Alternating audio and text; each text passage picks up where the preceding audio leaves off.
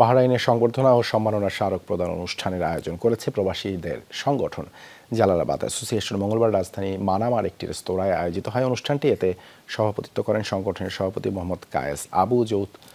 যৌথ পরিচালনায় ছিলেন সাধারণ সম্পাদক সম্রাট নজরুল ইসলাম ও লিমন আহমেদ। প্রধান অতিথি হিসেবে উপস্থিত ছিলেন যুক্তরাজ্য জালালাবাদ অ্যাসোসিয়েশনের সাধারণ সম্পাদক আমিনুল হক জিল্লু।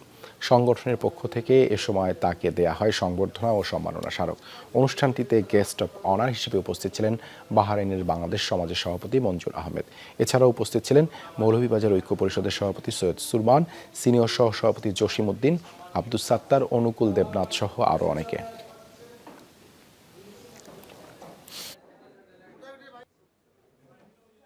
তাই আমরা সবাই ঢাকা জালালাবাদের নেতৃত্বে বিশ্বের বিভিন্ন দেশে ছড়িয়ে থাকা সকল জালালাবাদের নেতৃবৃন্দ সংগঠন আমরা একসাথে কাজ করব। সবসময় বহির্বিশ্বে সবার সাথে এবং ঢাকার সাথে এবং জালালাবাদ অ্যাসোসিয়েশন ইউকের সাথে সর্বদা কাজ মিলিয়ে কাজ করে যাবে, এটা আমাদের প্রতিজ্ঞা।